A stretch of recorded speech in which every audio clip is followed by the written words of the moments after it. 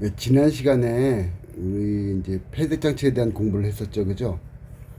이 폐쇄 장치는 사실 궤도로 장치를 기반으로 하는 게 옳아요. 어, 그 철도 신호의 획기적인 발전 과정을 보게 되면 어떤 그 터닝 포인트 아니면 위로 갑자기 확 올라가게 되는 계기가 있잖아요, 그죠? 성장하는 계기가 되는데 궤도회로 장치 때문에 철도 신호는 엄청난 발전을 하게 됩니다.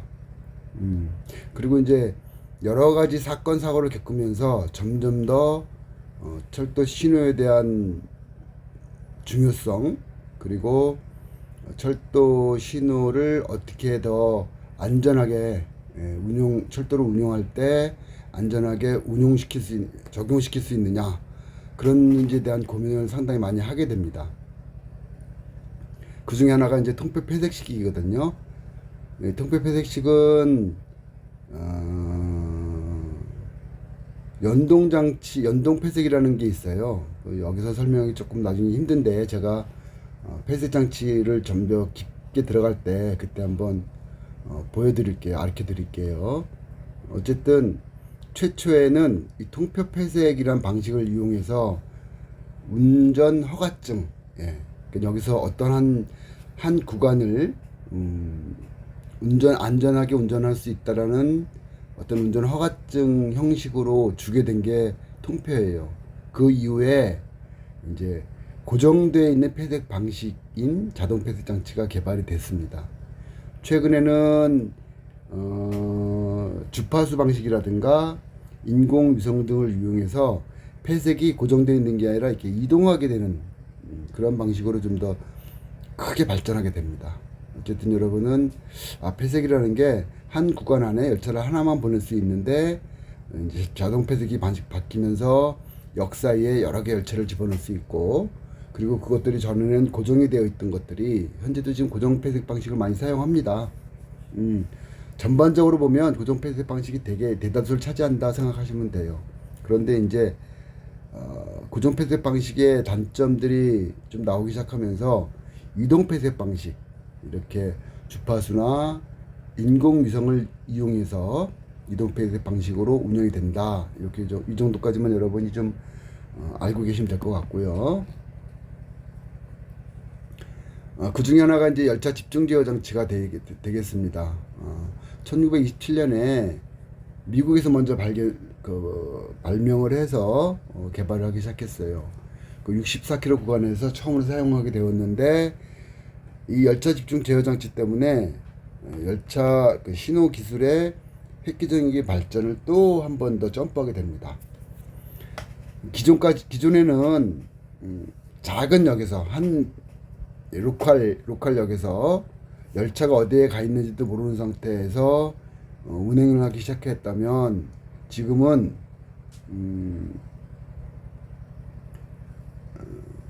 집중적으로, 그러니까 우리나라 예를 들자면 구로에 CTC 관제 설비가 있습니다.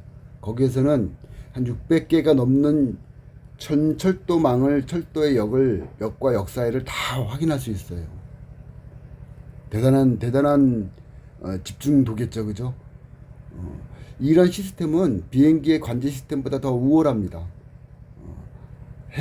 항만 쪽의 시스템보다 우월하고요. 도로교통보다는 훨씬 더 우월합니다. 아마 이 정도면은 최첨단 시스템이라고 생각하셔도 될 거예요.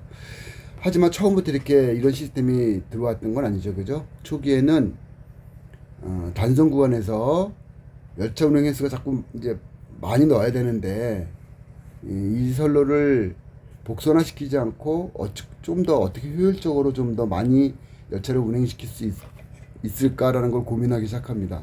그래서 이 집중제어 장치를 개발을 하게 됩니다. 그래서 유럽과 일본에서는 열차 제어 관련된 운전 취급 요원을 더 축소시키고 감축시키고, 한 곳에서 보게 되니까 운전 취급 요원들이 많이 감축하게 되는 요인이 되기도 합니다. 자, 역설적이게도 철도 신호 시스템의 첨단화, 전자화는 철도 운행 관련자들, 취급 요원이라든가 보수 요원들을 자꾸 더 감축하게 되는 경영 합리화 쪽으로 가게 됩니다. 그래서 철도 코레일의 예를 들면 한때는 한 4만 5천 명까지도 직원들이 있었습니다. 그런데 지금은 한 2만 7천 명, 한 6천 명대까지로 줄어들었어요. 한 2만 명 정도가 줄어들었습니다. 이 줄어들었다는 의미는 신호만 줄어든 게 아니라 관련 그 철도에 관련해서 근무하는 뭐 기관사, 영무원, 경영계통, 그리고 운전, 그 다음에 관제, 시설, 차량, 전기, 신호까지 모든 분야에 거쳐서 다 감축을 하게 됩니다. 좋은 것도 있고 나쁜 점도 있어요. 철도 운영기관에서의 그 운영요원들은 우리 일자리 측면에서 보면 아주 안정적이고 아주 좋은 일자리에 속합니다. 그런데 그런 일자리들이 한 반 정도 줄어들었으니까 여러분들은 이제 취업할 그 자리가 그만큼 줄어들었다는 의미도 되긴 해요. 어쨌든 세계는 계속 발전하고요. 거기에 맞춰서 철도도 발전하고 철도 신호도 발전하게 됩니다. 그 중에서 하나 이제 열차 집중 제어 장치 CTC라고 얘기를 합니다. 컨트롤하는 거예요. 중앙에서. 열차 집중 제어 장치는 현장의 신호 설비 및 열차 운행 상태를 한 곳에서 집중 제어함으로써 열차를 좀 더 안전하고 또 효율적으로 운전하게 하도록 하는 거예요. 쉽게 말하면 그렇습니다.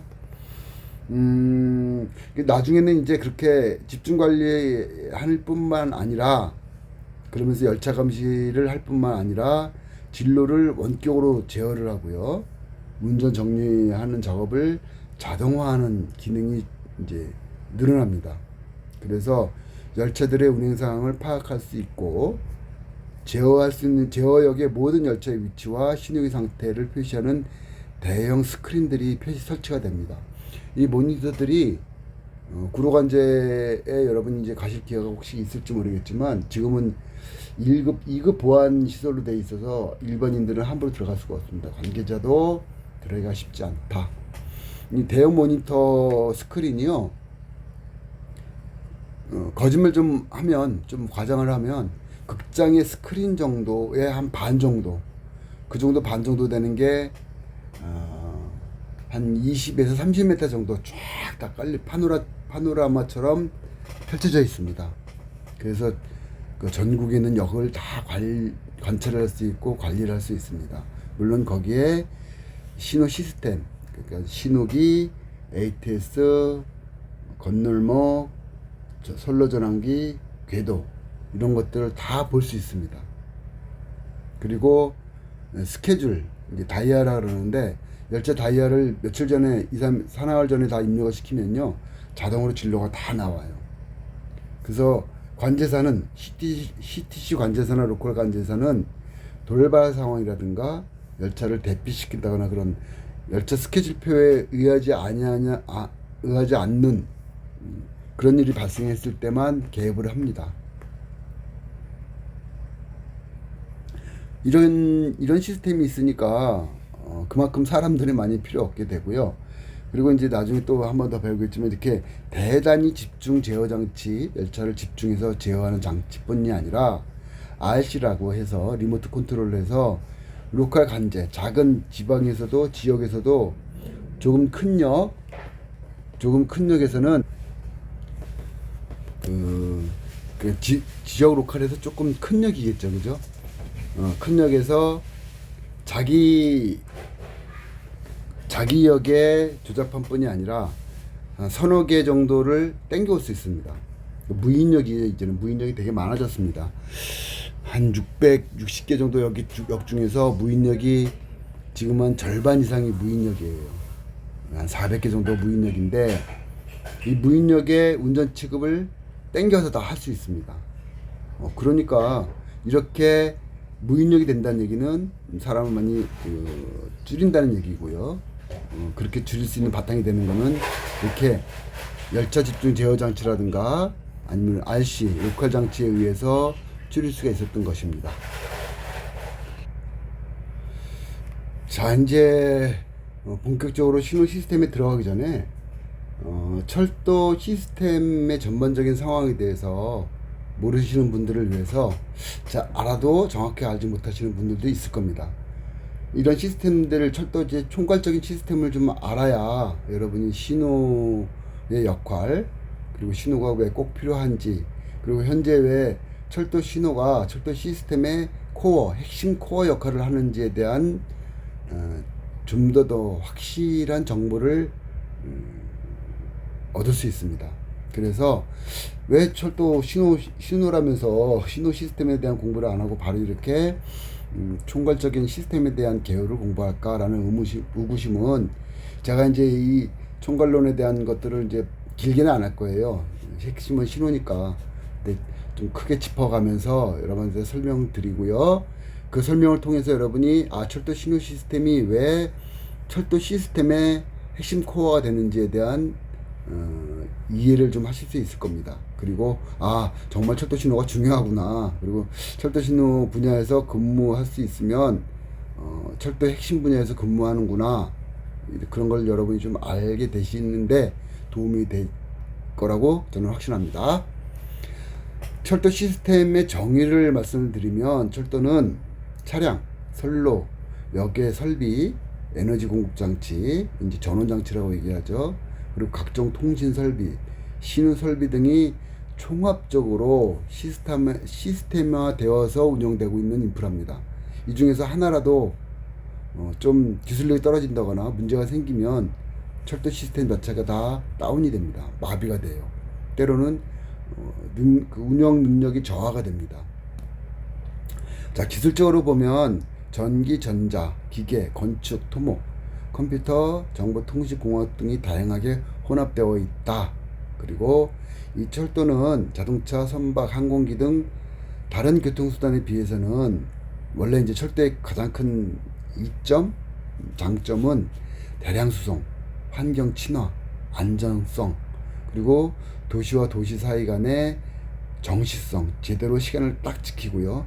접근성 등이 좋아서 국가기관 통신망으로서의 중요한 역할을 담당합니다.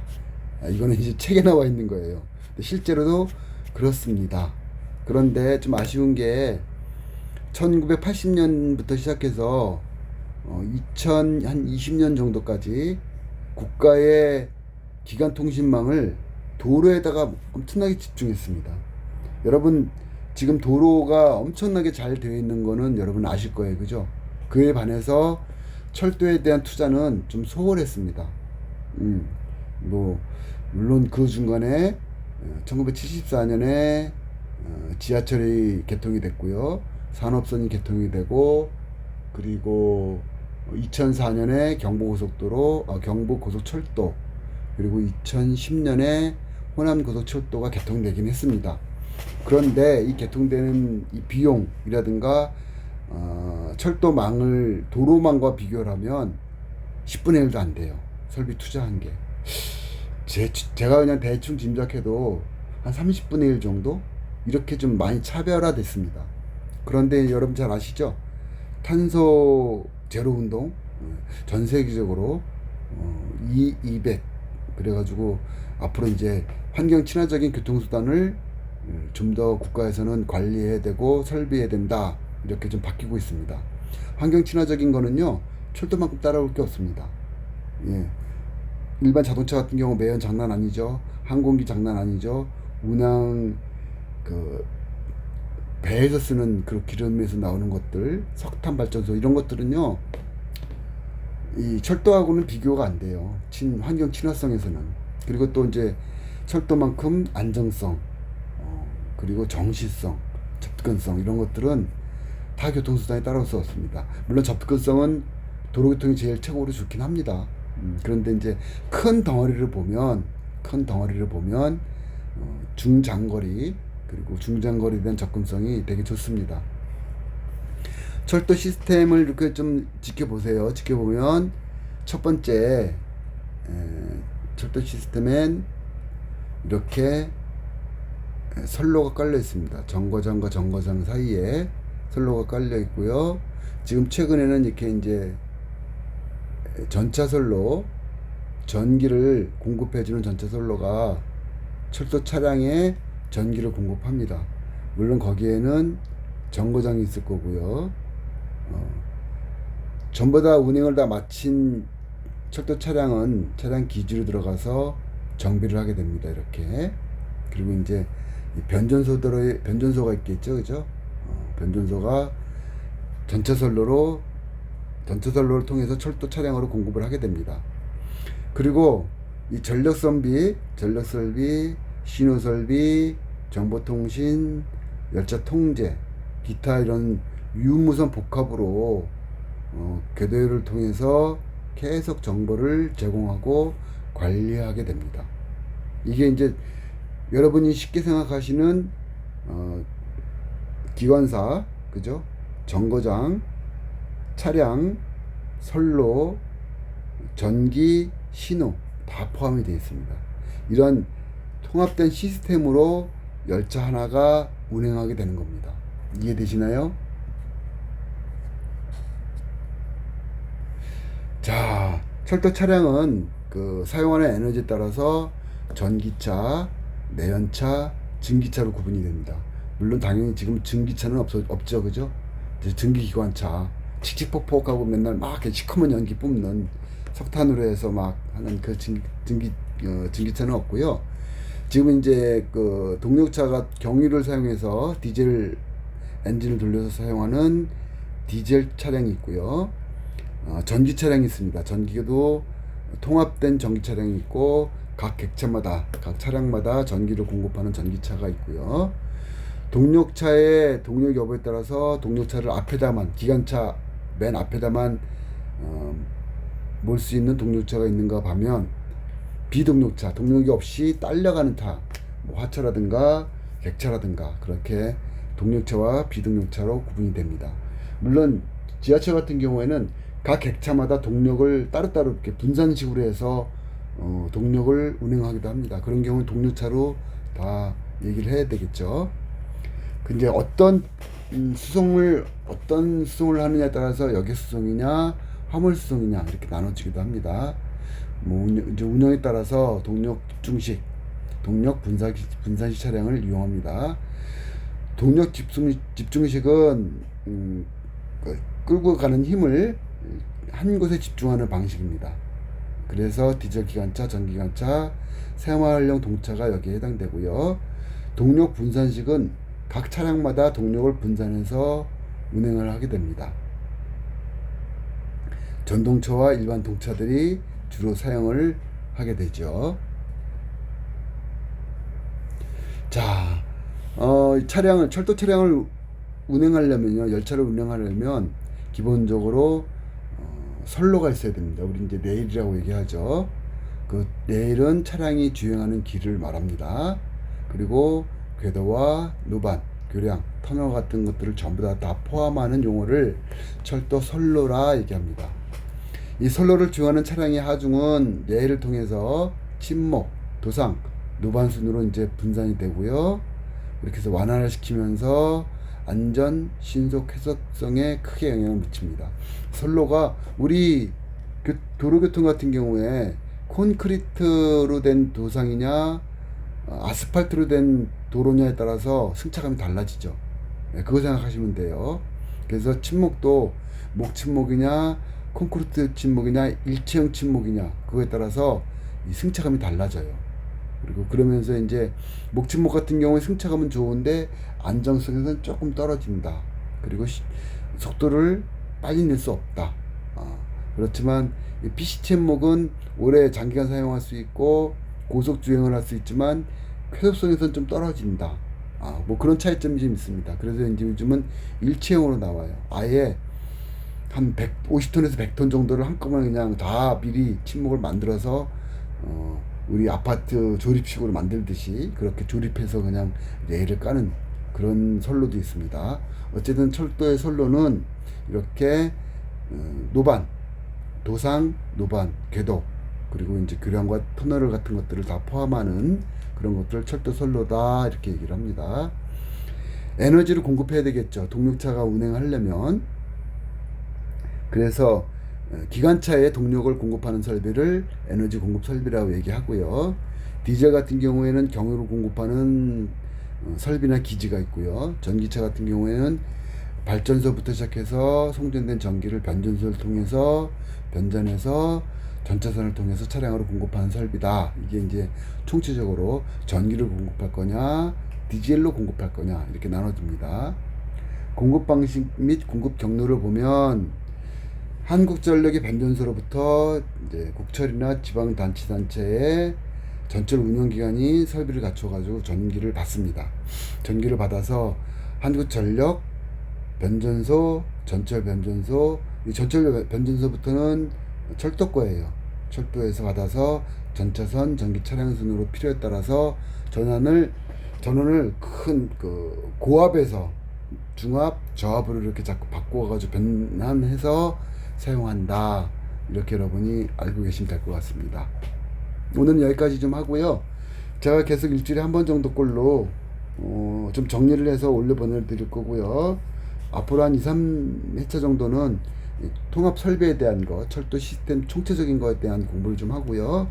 어느 정도 좀 감이 잡히면 그때는 제가 철도 신호 시스템에 대한 공부를 좀 진행하도록 하겠습니다. 여기까지 들어주셔서 감사합니다.